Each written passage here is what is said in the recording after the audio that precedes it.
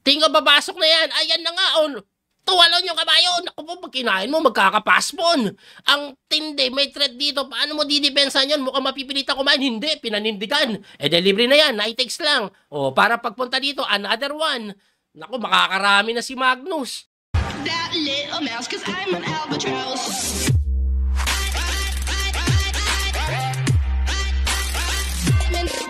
Leading na nga si Wei ngayon, magkalaban sila ng Magnus. Magnus side tayo Tingnan natin. Eto, kailangan matalo to ni Magnus para makahabol si Magnus. Kasi pag nadali na naman si Magnus dito, 3 points ahead na. Naku, kahirap kumabol. Hindi ko sinasabing hindi makakahabol, pero it will be much harder na makahabol Joke lang. Ay, nagsimula na po yung laban. Ayan na, ipor ang tinira ni Wei. Sicilian si Magnus. Gusto na pong manalo talaga. Sinisilian na guys. Sicilian E6 lang. Yan yung tinatawag na Sicilian French. Sicilian French yan. So, anong mangyayari? Pag dinipor yan, kain-kain. Pag nag-A6, yan yung mga Sicilian kan. Pero nag-Knight C6, ano ba tawag dito? Basta Sicilian yan. Nakalimutan ko. Sicilian, wala kasi. Hindi gumagana yung opening book ng chess.com for some reason sa akin Oh, Queen C7. Ano ba to? Sino nakakalam nito? May bayad po ba ang chess at home? Libre lang kung manunod lang kayo ng ganito.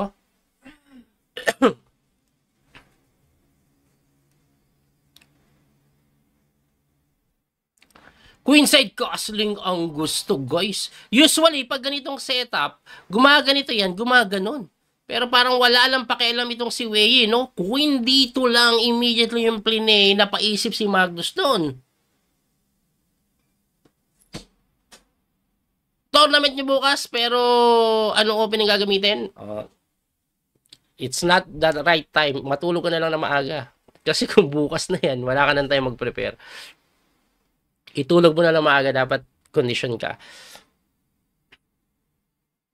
Ang preparation, months before the tournament. Okay, Knight F6 na nga po yung ginawa. Shoutout po sa mga viewers Pasensya na, focus tayo dito. Blitz lang to, mabilisan. Pati yung daldal natin, mabilisan. Parang flip-top lang to, guys. So, ang mga gagawin yan, gaganito yan So, like example, nag-F3. Pag nag-F3, gaganon. Pero hindi Abang ko naman, dito lang pumunta, tapos in F4 lang, agresibong atakihin si Magnus. Wow, sabaw. Well, ano kailangan gawin ni Magnus dito? E5 is paparating ba? Hindi ko sigurado kung yan ang gustong itira ni Wei dito. Yun nga yung gusto ko, Knight F6, Bishop B4 Norman Perez. Pero ang ginawa is Knight F6 and then Bishop E7. But according to engine evaluation, equal lang daw po. Ang sabi, kahit mag D6 ka lang or B5 yung tinira ni Magnus. Pero ayan na nga, nag-E5. Anong gagawin? Ito ang gagawin. Magandahang sabayang bigkas. Boom, B4. Yung pala yung plano. Bakit? Once the knight moves away, taatalon siya dito or dito. Ang problema kasi pagka B4, nakipagsabayan ka, kakainin, threaten yung queen mo, pag binawi mo, may kain lang, malakas yung bishop sa diagonal, magkakaasling ka lang, bukas pa yung B5, looking good for the side of Magnus. Kailangan maitira ni Magnus yung B4 dyan. So, pinag-iisipan na ni Magnus yung B4, definitely. Tingnan natin kung papawalan ni Magnus, Nag-iisip na yan ng B4. Makikita pa ni Magnus yan? Ako? Makikita. Chess player yan Chess player yan si Magnus. Oh, may chance mag-world champion yan. Hindi niya pa makita yan. Talented yan.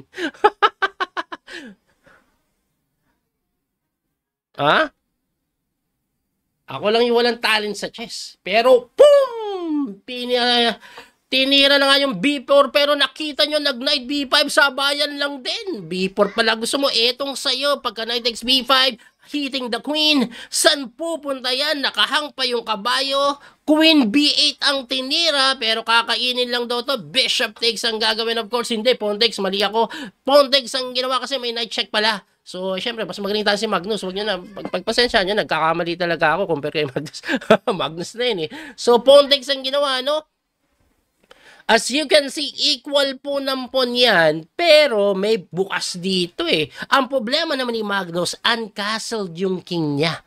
So, sino ang lamang according sa engine evaluation? Very close to equal to. Kailangan lang daw mag-king move ng puti to depend upon first and then later on, slow development ang gagawin.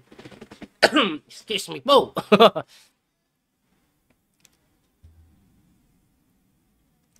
Excuse me po. Nag-iisip ngayon si Wei. Lamang po siya na may git 1 minuto pa.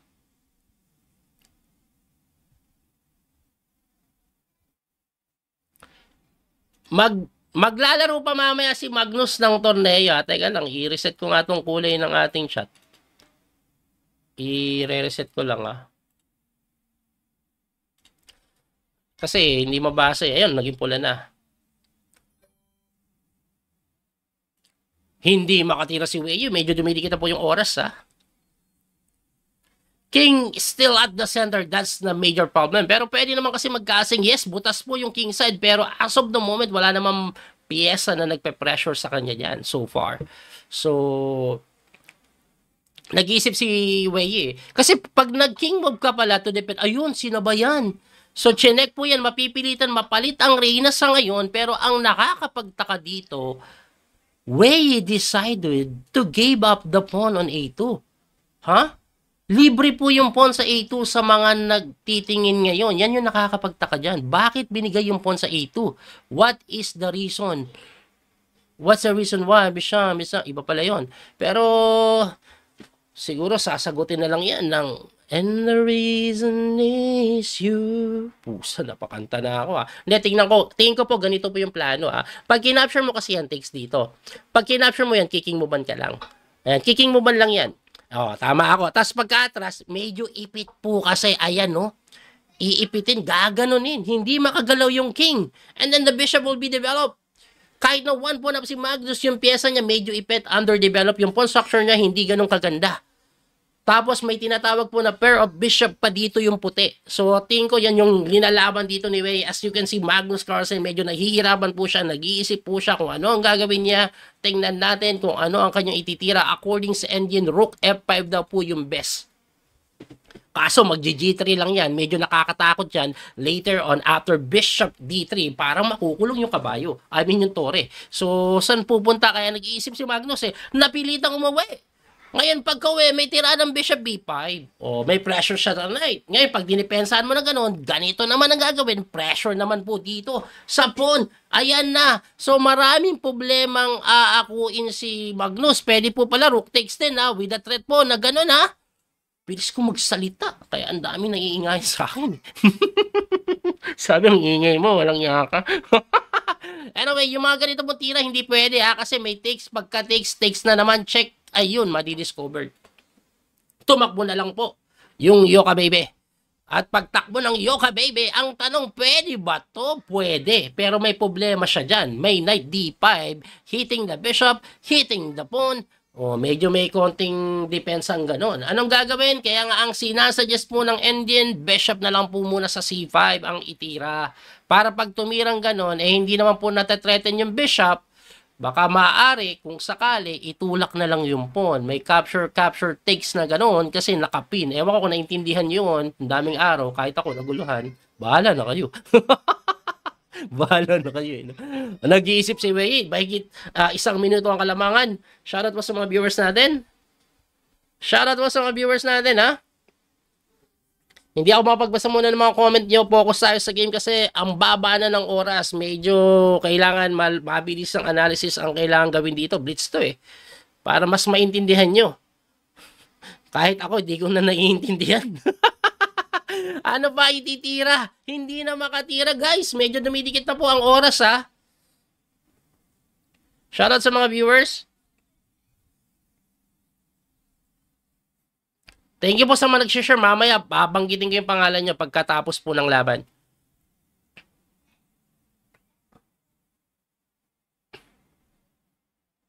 Hala! Ano na, Wei? Ayaw niya nang tumirs, Siguro nag-iisip po siya ng ganito. Alam niyo para saan yan? To prevent yung knight kasi may capture. Diba? Hindi, nag-rook pa rin po sa D1 ngayon. Knight D5 na nga yung sinasabi ko kanina. Ano kaya yung kasunod na ititira? Baka mabaliw mag-sacrifice yan dyan, Hindi ko lang alam. Pero baka parang ganun yung gustong gawin yan. Kasi underdeveloped naman. Yung kalaban, example, gumanon, kainin mo lang to, pagka-takes na ganon, di ko alam kung ano yung kakainin mong pawn. Kaya nga hindi tumalon, natakot po siguro sa sacrifice, tumira na lang ng rook sa B8. Ang tanong, question mark po ito, what will happen pag kinapture yung D7? Kasi pagka takes, hindi mo makapture na ganon, backrank mate ka eh. Anong mangyayari? What's the plan? May English ako. Ito po yung plan. Pagka takes. Ito yung plan. Knight D5. Threaten yung turret, threaten yung bishop, hindi madepensa ng sabay. May ganun pala. Just player din, Just player si Magnus. Nakita nyo yung Knight D5. Nakita nyo yung Knight D5. CJ Coronado, salamat po sa pag-send ng sa. Kaya umatras eh. Hindi tinikman eh. Natakot siya sa Knight D5 na paparating doon. Tama kayong analysis ko doon? Parang wala namang iba eh. Kasi bakit ibibigay yung D7? Tumira na po ng bishop dyan, pupunta dito, medyo okay na. Lumamang na bigla si Magnus kasi kanina, lamang po ng pawn ang itim, pero underdeveloped. But in this case, completely developed na po yung mga minor pieces. Ayan na nga, Ang lakas na ng bishop, the knight can go D5, may bishop C6, may threat pa dito. Saan ka ngayon, sir? Grabe na itich. Teka lang, depensado pala. Mali na naman ako doon. Kaya umiwas lang eh. Atakin mo ulit yung bishop. Hindi ko alam kung saan. It's either rook F2 or rook G1. Saan pupunta yung bishop? Malamang bumalik na yan. Dito na. Ay, teka lang. Mamaya pala, delikado. May ganitong idea din to. Pag nalingat si Wei, ay, ginano na nga agad eh. Ginano na agad. Grabe Grabe ka sa bayang bigkas. Sa bayan, nawala na yung pair of bishop, one pawn up na lang po na malinaw si Magnus. Binigay yung pawn? Aba. Pero hindi kinapture kasi masisira yung pawn structure. Lalakas yung gitna eh. Kaya hindi. Para pagtulak niyan, may bantay pa rin to kahit papano. Ayan, ganitong way papabagsakin. So nabawi naman po yung pawn. Walang oras na pareho. Eto, pabilisan na to guys. Lamang daw si Magnus dito pero hindi ko pa alam kung paano ipapanalo. Siguro gaganito, gaganon. Kasi yung bishop medyo walang silbi. Ayun pala. Ito pala magandang way na para pagpanalo, no? Gagawing weakness to. Yan yung aatakihin later on, tingin ko. Tingin ko babasok na yan. Ayan na nga, tuwalon yung kabayo. Naku po, pag kinain mo, magkakapaspon. Ang tindi, may threat dito. Paano mo didepensan yan? Mukhang mapipilitan kumain. Hindi, pinanindigan. Delivery na yan. Night takes lang. Para pagpunta dito, another one. Naku, makakarami na si Magnus. Paano mo ba didepensahan? Wala na to. Winning na to. Wala namang mate. Yung check dito, pupunta lang doon eh. 2 pawns up si Magnus. Inuunti-unti na po yung mga pawn. Pwede din dito. Chumek muna. Gaganon. Humarang. Alright. Anong tira? Ganito. Ganon. Hindi. Doon. Umatake. May ganon. Tumakbo lang. Tinulak. Teka lang, may paspon ha. Mabagal yung paspon ni Magnus. Kailangan niyang bilisan. Huy! Ganun na. Ganun na. Sabi mo kasi coach, kailangan bilisan. Ayan na. Ayan na yung pass mo ni Magnus. Gusto mo pala bilisan ha? Nung binibilisan, nagulat ka ngayon. Ayan na. Uy, teka lang ha. Nakakabato ha.